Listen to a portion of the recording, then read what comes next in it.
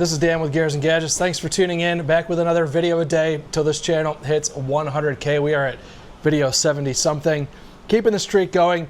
Today I want to talk about some things that had come up after I did the video installing the WaySafe weight distribution hitch on my father's, call it a tow rig, but just his daily SUV that he's towing around a very small camper. I want to talk today about how you can and should go and weigh your own vehicle at the truck scales and go through some of the maybe how to do it, what you might want to be looking for, and also address one of the most ridiculous comments that I think I've seen, and we'll address that one right now. I've seen a couple comments now, and I don't know where it's coming from. So if somebody has a video that this came from, or Lord knows where it came from, I said that you want to have the heavier the tow vehicle, the better off you're going to be in terms of tow stability. And some people have said that if you actually have too heavy of a tow rig and too lightweight of a trailer, that you can actually cause damage to the trailer. I think that is absolutely ridiculous hogwash nonsense, because a trailer is designed to carry 85 to 90% of its weight over top of its axles. You're only supposed to have 10 to 15% of the weight actually sitting on the tongue.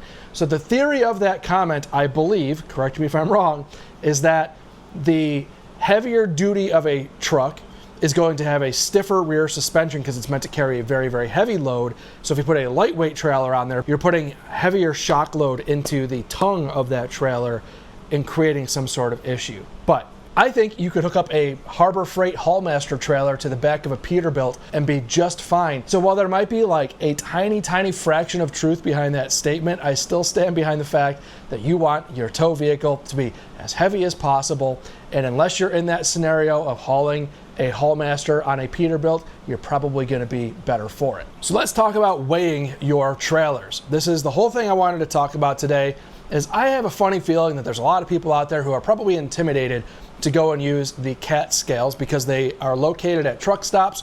There's a bunch of big trucks there, and you know, truckers can be kind of ornery type of people. So I'm going to ask in this video, for any truckers out there, drop down in the comments down below some etiquette that you would like to see when us regular Joes come in with our pickup trucks and campers to weigh our stuff.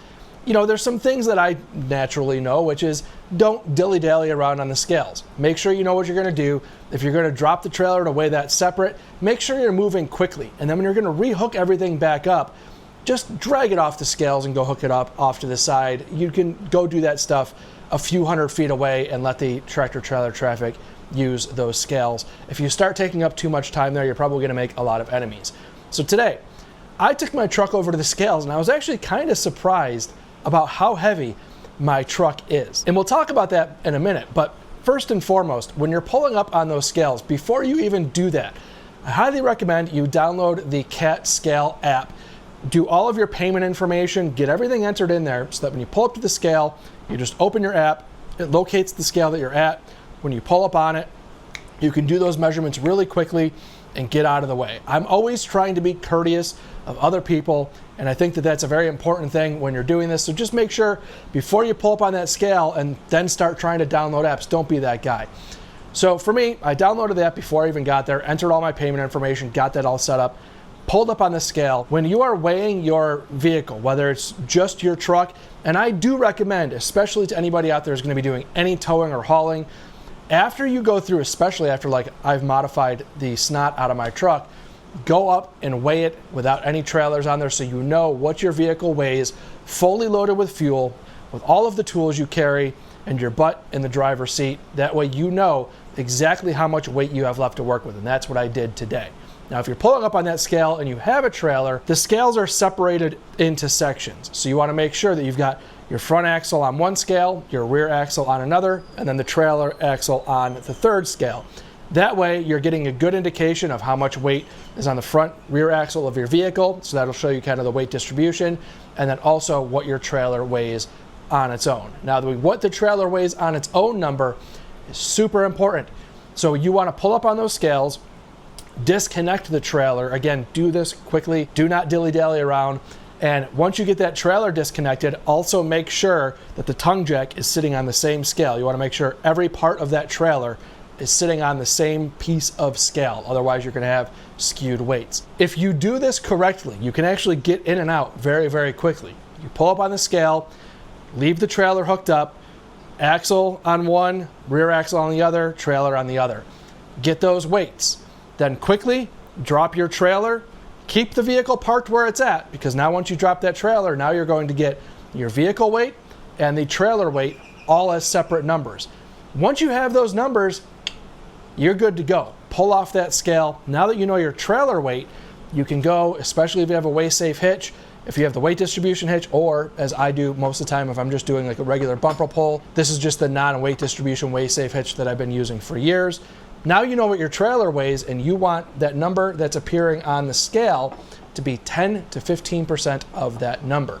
If it's not, shift the load around until you get close to those numbers, and you should be good to go. And the nice thing about the weigh-safe hitch is that it enter all of those numbers into the calculator that they provide. It's an app, and it tells you exactly how to set up your weight distribution hitch. You're not just guessing how many chain links you're hooking up. You're actually dialing it in, setting the weight with the tensioner here, and getting it all set exactly how they calculate it out to make sure your weight is distributed perfectly. I will link these weigh-safe hitches in the description down below. Highly suggest you go and check them out. I've been a huge fan of weigh-safe for many years now. So what are the numbers that I got with my truck today? This was actually really surprising. My truck, as the door jamb is stickered, has a curb weight of 5,705 pounds. After fueling the tank completely full, all fluids topped off, 6,480 pounds. So I have added, without myself in the vehicle, I have added 566 pounds of accessories to this truck since the day I bought it. Now, when I first started looking at those numbers, I was like, man, that seems like that's off. Was my sticker wrong on the door? But I had a moment to think about it. I don't know what the suspension weight was. It's probably up there quite a bit. It's a whole King shock suspension setup that's on there, much heavier duty than the original system on the vehicle. I don't know what the weight difference on that was. But the 35-inch tires, the rubber alone is worth 130 pounds. Just the rubber. I don't know what the wheel weight differences were. I didn't go that far with it. But again, just the rubber alone, 130 pounds. I've got the Badland off-road jack from Harbor Freight, which is 70 pounds. I've got the Talons garage skid plates on there, which is about 80 pounds. And then you add on the Paragon all aluminum rugged tonneau cover. That thing's got to be another 80 pounds, I'm sure. Tools, toolboxes.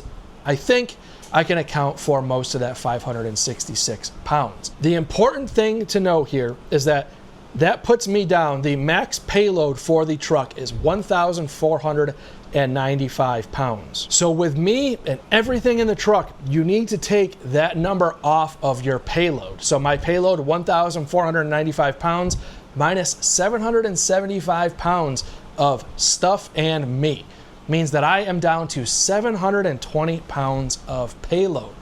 So this truck is rated to tow 8,800 pounds. But if you take that number and say, well, if you only have 10% of tongue weight, that means I'm actually only able to haul 7,200 pounds to stay within that payload limit.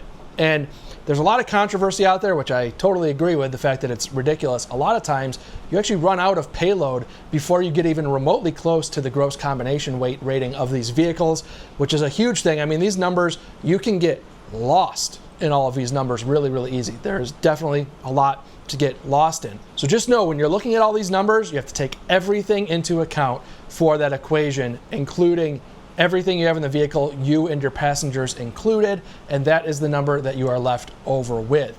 Now, that's not a huge deal for me. I know a lot of guys out there love to just start hammering away on the keyboard. Oh, 7,200 pounds. You could do that in a blah, blah, blah. No, you can't, because that one is even less payload. So for me, I'm just doing a lot of like toy hauling, side-by-side, motorcycle, cars at times. So for me, it works out absolutely perfect for what I need. And a pickup truck is definitely the best thing to tow with, because the way that weight distribution works between front and rear axle, they are designed to be heavier in the front, lighter in the rear, so that when you put load on the back, it kind of all evens out. If you look at just the way my truck is set up now, 3,560 pounds on the front axle, 2,920 on the rear. If I were to take that 720 pounds and drop it down on the back of the truck, then the rear would be 3,640 pounds and be basically within 100 pounds of that weight of the front, and you then just even bumper pulling something, you're already front and rear axle pretty much perfect without even needing to get into the weight distribution. But the weight distribution hitch is going to be better because it's going to help in terms of sway. Really interesting to go through all of this stuff.